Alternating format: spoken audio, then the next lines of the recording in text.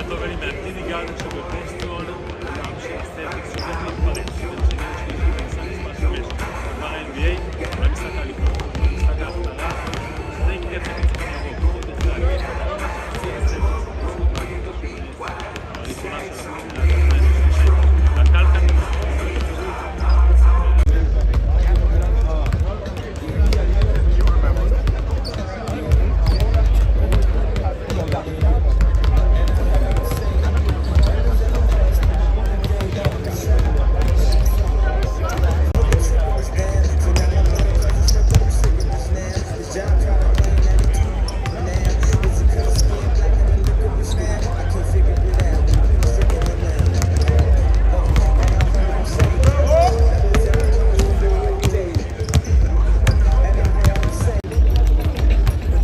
de tu proyecto también para que llegue a República Dominicana. Por esta inicial es un grupo de personas que quieren no solamente ver el juego.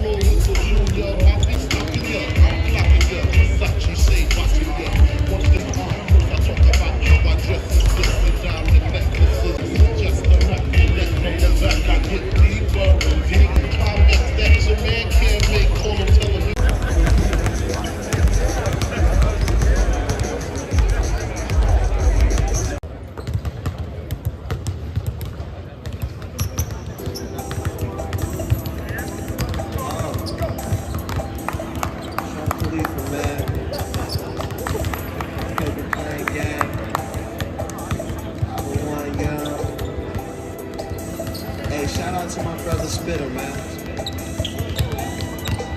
I just wanted to say that. Yeah.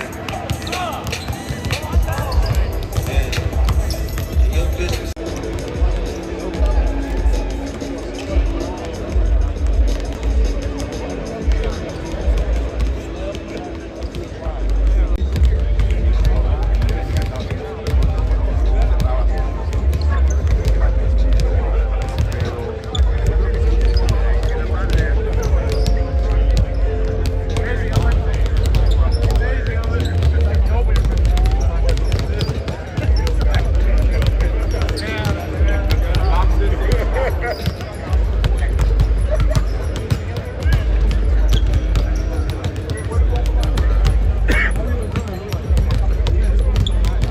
how badly do you want to get it done?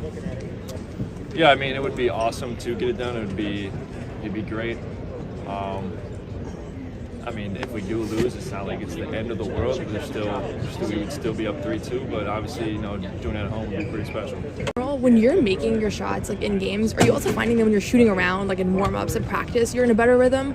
And then, you know, conversely, when you're not shooting well in games, are you finding that you're going to shoot around and you're struggling, or is it like not that associated? Yeah, to be honest, like some of my best games I've had as a player are like my worst shooting performances in like a pregame shooting or at shoot around, and but some of my worst nights have been when I felt really good in warm-ups. So I feel like there's like no correlation, to be honest with you. It's just kind of like the rhythm of the game, the feel for the game when you're out there. Yeah, it's kind of like a starting pitcher. Level, you had a good game. In a loss like that, is there a sense of like you can take this rhythm and continue it moving forward, or do you not even like think about your individual performance? Yeah, you know, it's a weird balance almost. It's hard to like take moral victories from that, but also in the same breath, you know, it's nice to see some go through on the offensive end and things like that. But yeah, it's kind of a weird fine line of, you know, pulling some good things from it, but also understanding that we lost by 40. So yeah, I guess. Who would you say is the most unique music? A unique taste? Have you seen Luke Cornett dancing to like the Moana soundtrack? I feel like his music taste is probably up there. It's a wide variety. And then a couple years ago, the Red Sox had a song, "Dancing on My Own," it was like a remix, and that was their like team song, like Couch Motivated. Do you guys have anything like that? I wouldn't say we necessarily have one song because it kind of switches up depending on who is in control of the music. So can't say there's one song in it. It's definitely not the Moana soundtrack.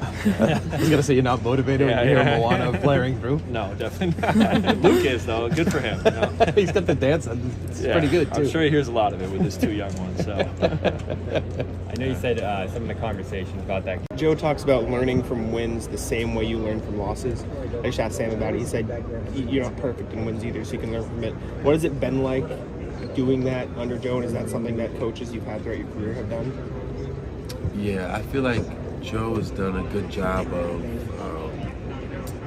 bringing us back to zero. Sometimes, you know, when things go bad for us, when adversity hits, we kind of go way left and our emotions get crazy. He does a really good job of like bringing us back to zen, bringing us back to zero, and then he'll attack the problem, whatever we need to fix and work on and stuff like that, so that we don't feel like it's a personal thing, this is a basketball thing. And he's been really good about that. I feel like my last coaches in my life, they just jump right into the basketball portion, not the person portion, and like, you know, calm me back down to zen, and he's pretty different in that aspect, so it's pretty cool. Is there extra pressure on you guys to wrap it up on Monday? No.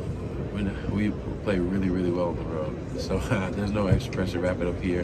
We'd like to wrap it up here, you know, in front of our fans. That'd be nice, but no, there's no extra pressure on that. From your standpoint, I think people at home can sit and watch TV and say, why aren't they playing harder? Yeah. And then you're obviously on the court and you know what nobody's trying to not play hard in the NBA Finals. So what do you think goes wrong when it looks like you're not getting 50-50 balls or rebounds? Is it like a schematic thing? Is it like a contagious like frustration thing? Or why do you think sometimes it looks like you guys are playing really hard? I think that contagious frustration is a real thing that on the TV you probably can't really see. Like, it's easy to see like the plays where you would think, you know, if you just put a little more effort, you'd be able to get those. But for us, I feel like during that game, going into it, we all had the mentality of we're trying to get it done, right? So with that mentality, every time it didn't go our way, it felt like it was a double hit versus just a regular bucket. It felt like, oh shoot, here we go. Now we got to dig ourselves out of this hole, and then kept, you know, going from there. So I feel like, we have to make sure that we stay present in the moment and not think about anything else other than, you know, trying to win each and every quarter.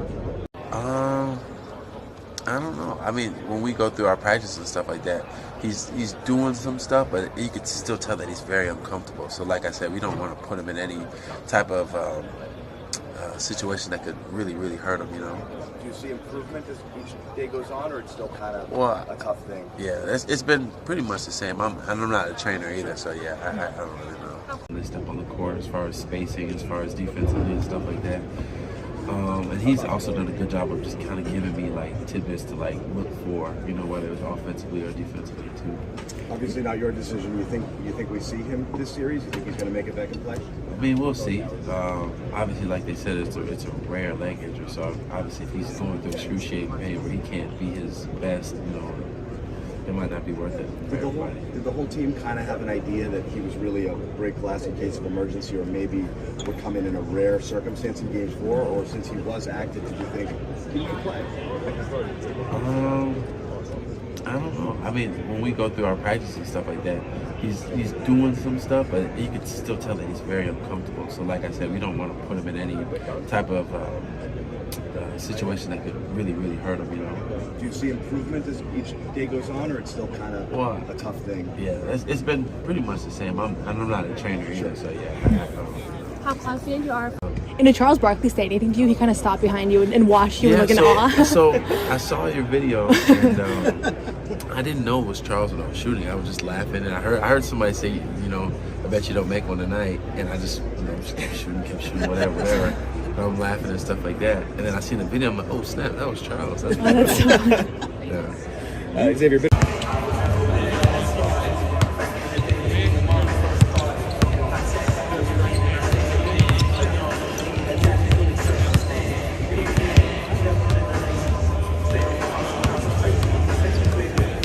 How what? How strange is that trying to bounce back from a loss that's been more than a month? I've lost a lot in my life, so this is what loss isn't strange at all. I feel like it's good in order for you to get that hunger back though. When you take a loss, you know, that's how you build from it, and you know, you watch the film and you see all the things that you know you can do better, and you do your best to